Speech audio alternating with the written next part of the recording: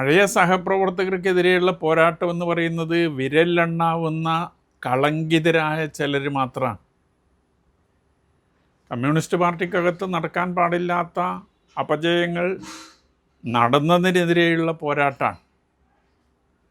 അത്തരം വ്യക്തികൾക്കെതിരായി നടത്തിയ പോരാട്ടം അത് ശരിയായിരുന്നു എന്ന അഭിപ്രായം തന്നെയാണ് ഇപ്പോഴുമുള്ളത്. അതുകൊണ്ടാണ് സമൂഹത്തിൽ ആ പോരാട്ടം തുടരുന്നതിന് വേണ്ടി സന്നദ്ധമായിട്ടുള്ളത്.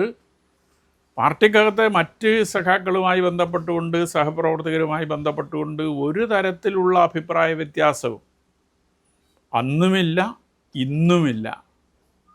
അതുകൊണ്ട് തന്നെയാണ് ഈ തെരഞ്ഞെടുപ്പിൻ്റെ തുടക്കത്തിൽ തന്നെ വലിയ നിലയിലുള്ള അടിയൊഴുക്ക് ഈ തെരഞ്ഞെടുപ്പുമായി ബന്ധപ്പെട്ടുകൊണ്ട് CPM-നകത്തുണ്ടാകും എന്ന് ഞാൻ അഭിപ്രായപ്പെട്ടത്.